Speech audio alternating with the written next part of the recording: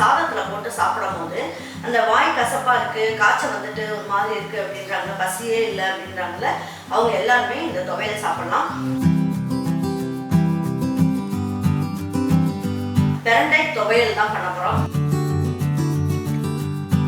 அந்த துவையலை நல்ல டேஸ்டாகவும் ஈஸியாகவும் எல்லாருக்கும் பிடிச்ச மாதிரி எப்படி செய்யலாம் அப்படிங்கிறத இந்த வீடியோக்குள்ளே போய் பார்க்கலாம் வாங்க. நம்ம ஈரோடு அம்மாச்சி யூடியூப் சேனலை சப்ஸ்கிரைப் பண்ணாதவங்க சப்ஸ்கிரைப் பண்ணிக்கோங்க, பெல் பட்டனையும் கிளிக் பண்ணிக்கோங்க. நம்ம ஈரோடு அம்மாச்சி யூடியூப் சேனலில் 28 பொடி வகைகள் கிடைக்குது. அதில் இன்ஸ்டன்ட் பொடி வகைகளும் சத்து மாவு வகைகளும் மசாலா பொடி வகைகளும் கிடைக்குது. உங்களுக்கு விருப்பப்பட்டதை வெப்சைட் வாட்ஸ்அப் டீட்டெயில்ஸ் உங்களுக்கு டிஸ்கிரிப்ஷன் பாக்ஸில் கொடுக்குறேன், ஆர்டர் பண்ணி வாங்கிக்கோங்க. பாருங்கள், 1.5 ஸ்பூன் அளவுக்கு கடலெண்ணெய் ஊற்றிருக்கேன் நான் இன்றைக்கி. பாருங்கள், 2 ஸ்பூன் அளவுக்கு உளுந்தம்பருப்பு போட்டுக்கலாம். எண்ணெய் நல்லா காஞ்சிருச்சு. உளுந்தம்பருப்பு இதுக்கு கொஞ்சம் கூடுதலாக போடுங்க, ரொம்ப நல்லாயிருக்கும் டேஸ்ட்டு. இதிலே என்ன பண்ணுவோம், 1/4 ஸ்பூன் அளவுக்கு முழு மல்லி சேர்த்துக்கலாம். இதிலேயே கால் ஸ்பூன் அளவுக்கு ஜீரகம், 1/4 ஸ்பூன் அளவுக்கு பெருங்காயம்.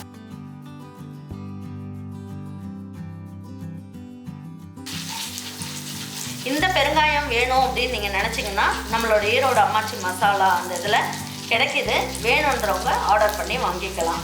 இது குருணை பெருங்காயம்.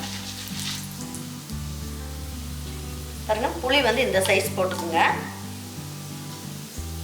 இஞ்சி வந்து இந்த 1 இன்ச் அளவுக்கு இஞ்சி எடுத்துக்கலாம். 4 பல்லு பூண்டு எடுத்து வச்சுருக்கேன், இதையும் போட்டுக்குவோம். இதுலேயே என்ன பண்ணுவோம், நம்ம பிரண்டை வந்து ஒரு கைப்பிடி அளவுக்கு நான் வாங்கிட்டு வந்தேன். இதை க்ளீன் பண்ணால் இந்த அளவுக்கு தான் வந்தது. இதில் இருக்க நார் பகுதியெல்லாம் எடுத்துட்டு நம்ம வந்து வதக்கிக்கணும், இல்லைன்னா நாக்கு அரிக்கும்.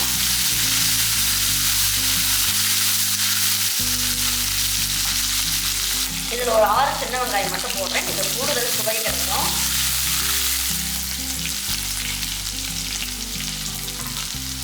பாருங்க, இதில் ஒரு 5 காஞ்ச மிளகாய் எடுத்துருக்கேன். பாருங்க, இதிலே கொஞ்சமாக கொத்தமல்லி இலையும் போட்டுக்கலாம், அப்போ நல்லா மணம் கொடுக்கும். பாருங்க, இதுலேயே நம்ம என்ன பண்ணுவோம், ஒரு 10 இனுக்கு கருவேப்பிலையும் போட்டுக்கலாம். இதெல்லாம்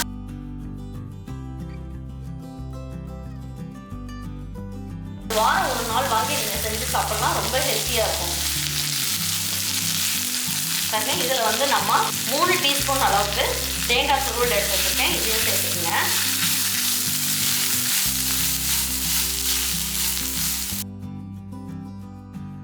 இப்போ நல்லா வதங்கிடுச்சு. இப்போ ஸ்டவ் ஆஃப் பண்ணிடலாம். பாருங்க, இப்போ வந்து இதை மிக்ஸி ஜாருக்கு மாற்றிக்கலாம். உங்களுக்கு வேணுன்னா வெல்லம் கூட சேர்த்துக்குங்க, அது ஒரு தனி சுவையாக இருக்கும் உங்களுக்கு. பாருங்கள், இதை பல்ஸில் போட்டுட்டு கொஞ்சமாக தண்ணி ஊற்றி அரைச்சிக்கலாம், கொஞ்சம் குறைன்னே அரைச்சிக்கலாம்.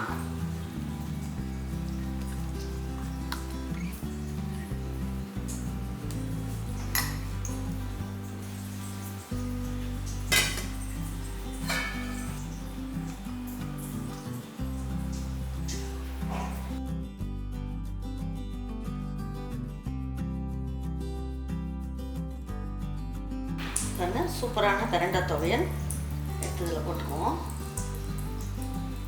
போட்டுட்டு இதில் வந்து நான் நல்லெண்ணெய் ஊற்றுறேன். நல்லெண்ணெய் ஊற்றி சாப்பிட்டிங்கன்னா நல்ல டேஸ்ட் கொடுக்கும்.